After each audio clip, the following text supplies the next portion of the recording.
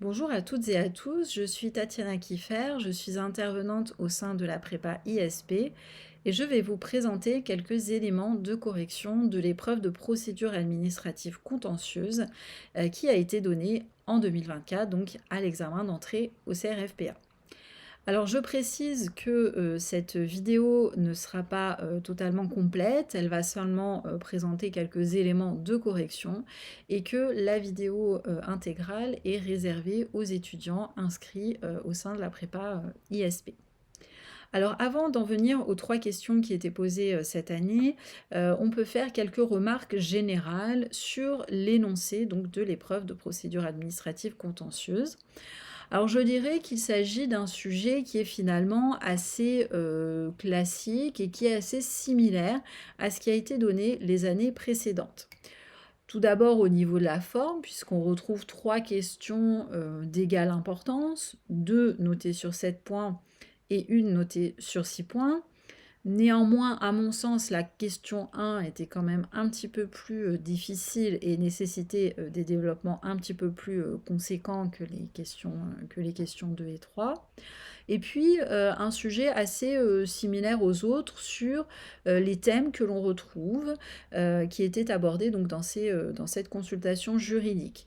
On retrouve vraiment des thèmes qui ont trait à la procédure, uniquement à la procédure, hein, et on va retrouver des thèmes assez classiques, comme par exemple la question des délais de recours devant le juge administratif, l'obligation ou pas d'avoir recours à un avocat, ou encore des questions d'intérêt pour agir ou de compétences juridictionnelles. Donc vraiment des questions assez classiques et une épreuve qui pouvait être réalisée sans trop de difficultés si l'on avait bien préparé cette épreuve.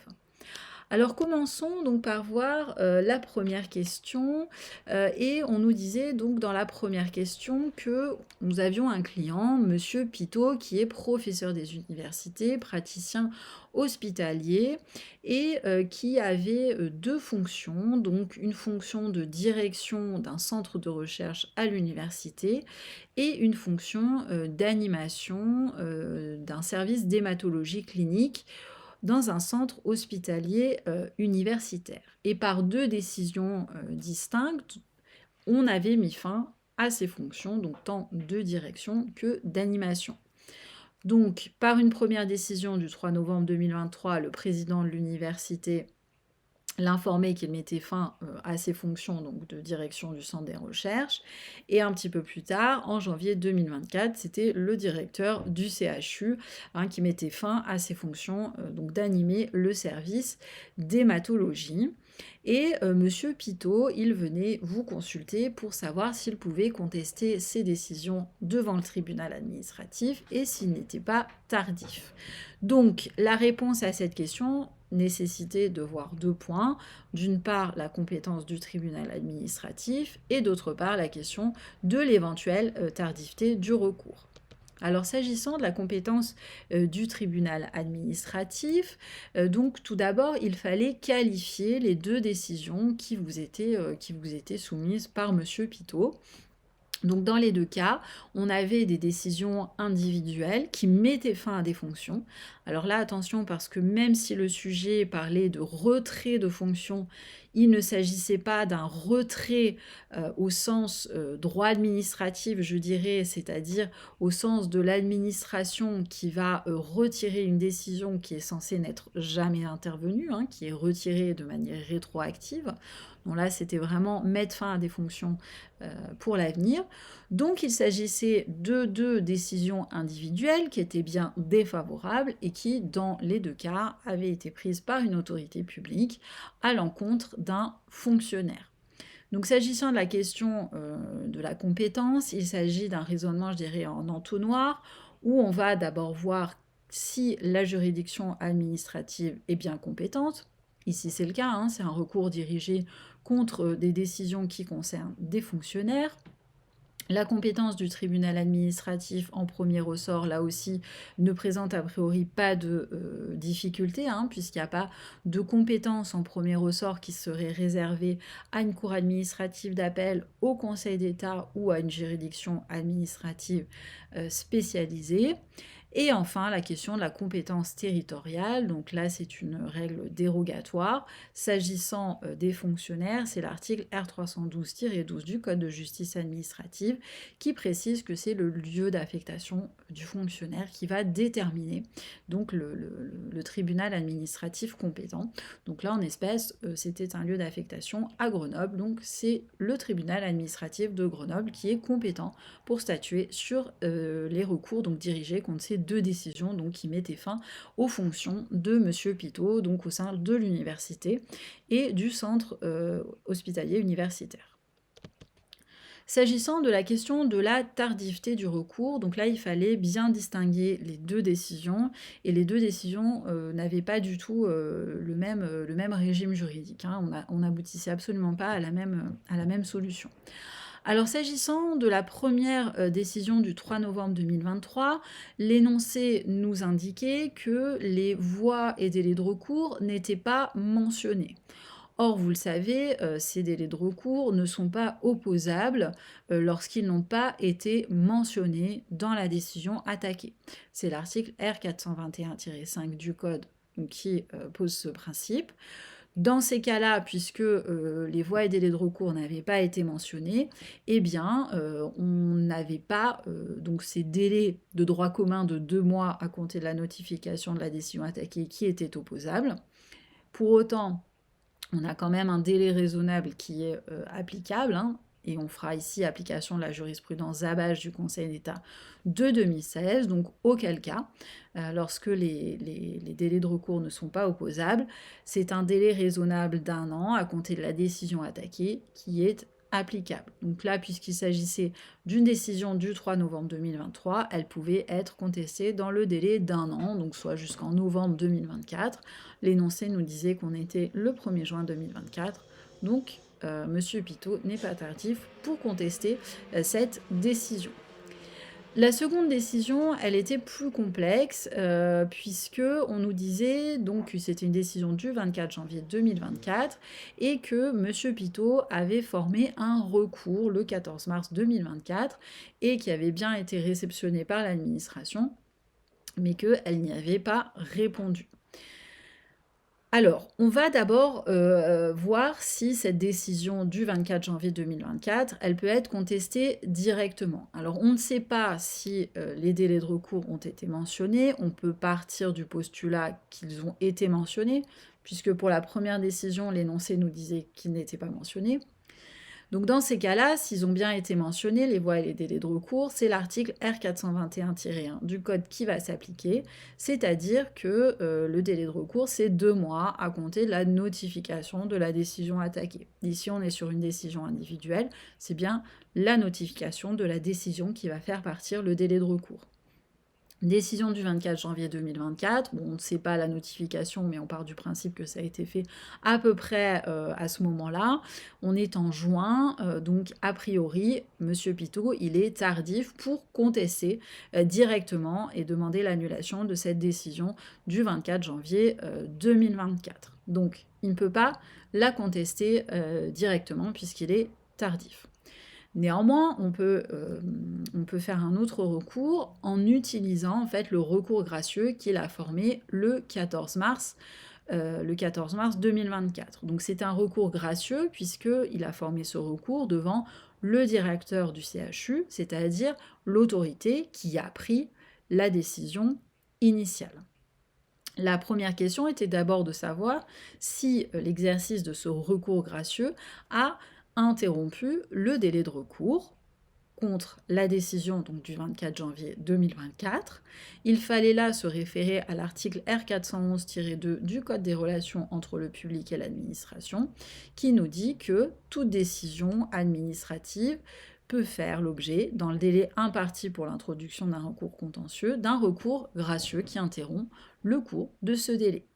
La décision du 24 janvier 2024, on pouvait faire un recours à l'encontre de cette décision jusqu'au à peu près 24 mars. Alors on ne connaît pas la date exacte de notification, mais on peut partir du 24 janvier. Donc Monsieur Pitot a formé son recours gracieux dans ce délai de 2 mois, hein, jusqu'au 24 mars, puisqu'il a fait le 14 mars, donc en application du L411-2 du CRPA, eh bien ce recours gracieux a bien interrompu le délai.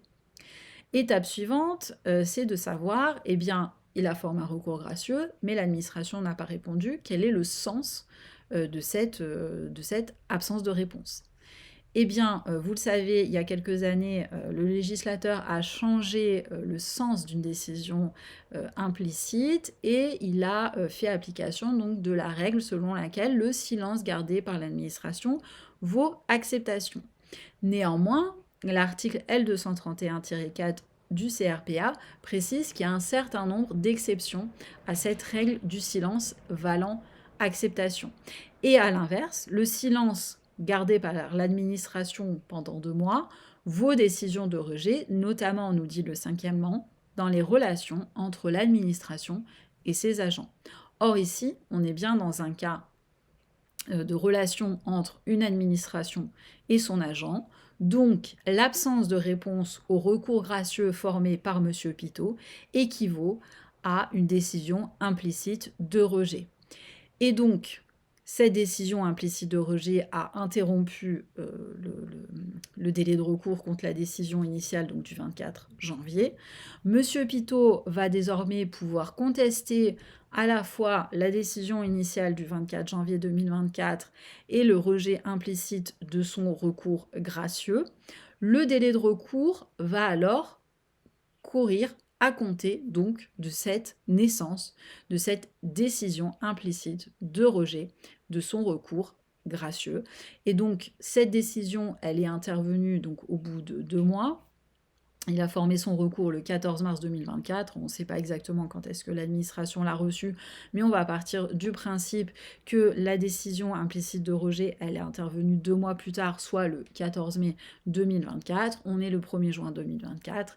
Il n'est absolument pas tardif pour former un recours à l'encontre donc de la décision du 24 janvier 2024 et également du rejet implicite de son recours gracieux.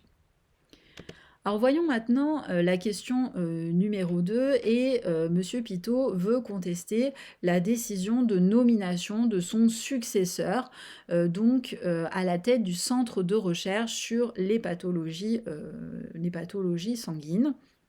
Et il vous demande si il peut avoir intérêt pour former un recours en excès de pouvoir donc contre cette décision de nomination de son successeur et si également le syndicat défense PUPH peut aussi former un recours en excès de pouvoir donc contre cette décision de nomination de son successeur.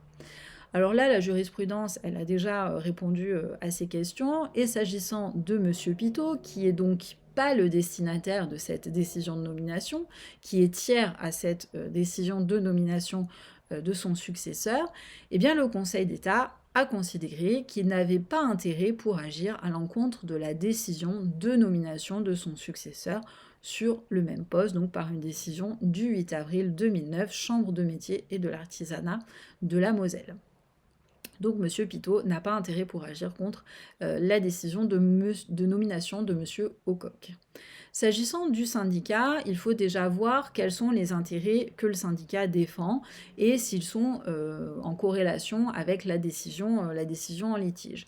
Ici, on nous dit que c'est un syndicat qui vise à protéger les intérêts des professeurs d'université et praticiens hospitaliers. Donc déjà, on peut partir du principe que oui, ça intéresse, cette décision de nomination de quelqu'un qui n'est pas praticien hospitalier et qui a été nommé sur un poste qui normalement revient aux praticiens hospitaliers, eh bien ça concerne les intérêts collectifs que défend le syndicat Défense PUPH. Et également, il faut ajouter que, donc selon une jurisprudence assez ancienne du Conseil d'État, un syndicat professionnel, il a un intérêt pour agir à l'encontre d'une mesure individuelle positive telle qu'une nomination. Donc ici, le syndicat Défense PUPH avait intérêt pour agir et former un recours donc à l'encontre de la nomination de Monsieur Aucoq sur un poste qui normalement revient à un praticien hospitalier alors que lui-même n'est pas praticien hospitalier. Donc voilà pour la question 2. Et enfin, s'agissant de la question 3, donc Monsieur Pitot, il souhaite contester 2 décisions. Donc d'une part, une lettre d'information d'avril 2024 qui l'informe que l'on va effectuer des retenues sur son traitement pour absence de service fait. Donc une première lettre d'information, donc il informe sur les retenues de salaire à venir.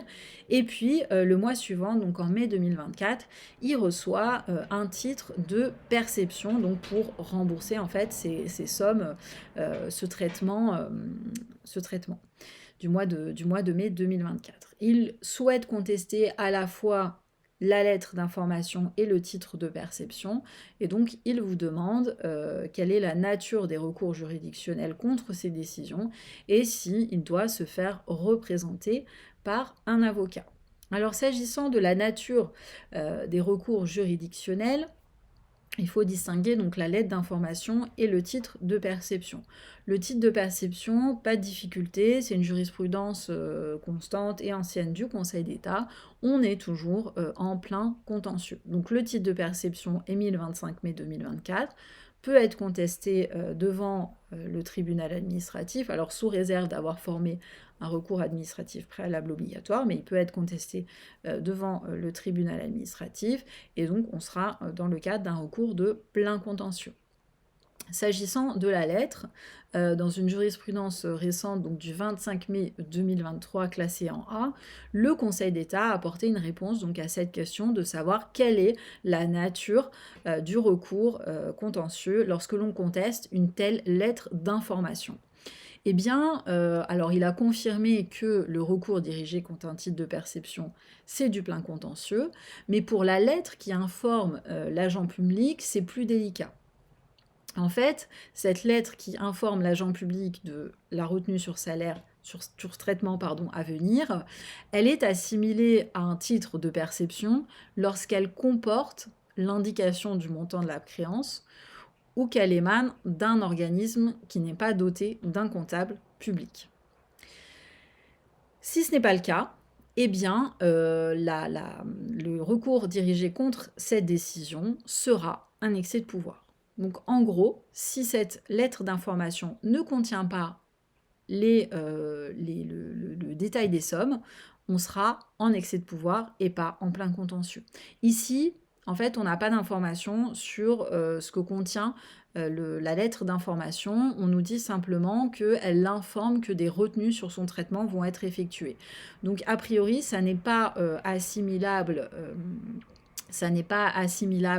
à un titre de perception. Elle n'émane pas non plus, cette lettre, d'un organisme qui n'est pas doté d'un comptable public, puisque le centre hospitalier universitaire est bien doté d'un comptable public. Donc cette lettre d'information, elle n'est pas assimilable à un titre de perception. Et donc là, on bascule sur le deuxième alinéa du considérant de principe du Conseil d'État. Et donc dans ces cas-là, des conclusions tendant à l'annulation de cette décision doivent être regardées comme présentées en excès de pouvoir. Donc 2 types de recours juridictionnels. La lettre du 22 avril, on va être en excès de pouvoir, alors que le titre de perception, ce sera du plein contentieux de manière tout à fait classique. Enfin, dernière interrogation à laquelle il faut répondre à Monsieur Pitot, c'est celle de savoir, lorsqu'il va contester la lettre et le titre de perception, est-ce qu'il doit avoir recours à un avocat ?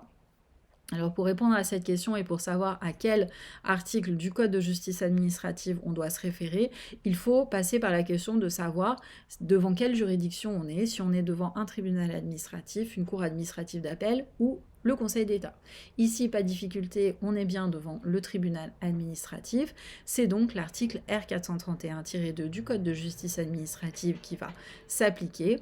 Et cet article nous dit que lorsque les conclusions tendent à la décharge ou à la réduction de sommes dont le paiement est réclamé au requérant, eh bien, le ministère d'avocat est obligatoire.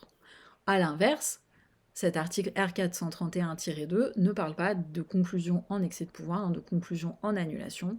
Donc on en déduit que le recours dirigé contre la lettre du 22 avril 2024, qui est un excès de pouvoir, ne nécessite pas de ministère d'avocat. A l'inverse, le titre de perception, il rentre dans le champ d'application du R431-2 du Code, puisque les conclusions dirigées à l'encontre de ce titre de perception vont tendre à la décharge ou à la réduction de somme dont le paiement est réclamé au requérant. Donc en principe, oui, il faut un avocat. Néanmoins, si on va voir l'article suivant, le R431-3 du Code, cet article nous dit que par exception, il n'y a pas besoin d'avocat lorsque on est en face d'un litige d'ordre individuel concernant un fonctionnaire. Ici, c'est bien le cas. Le titre de perception, il va demander le remboursement du traitement versé au titre du mois de mai 2024 hein, pour absence de service fait. On est bien dans le cadre d'un litige d'ordre individuel qui concerne un fonctionnaire. Donc par exception, le ministère d'avocat ne sera pas obligatoire. Et donc en conclusion, les recours dirigés tant contre la lettre du 22 avril 2024 que contre le titre de perception émis le 25 mai 2024. Ces recours ne seront pas subordonnés à l'obligation d'un avocat. Donc M. Pitot n'aura pas besoin d'avoir recours à un avocat pour contester ces deux décisions devant le tribunal administratif. Donc voilà quelques éléments de correction que l'on pouvait donner sur l'épreuve de procédure administrative contentieuse donnée à l'examen du CRFPA en 2024.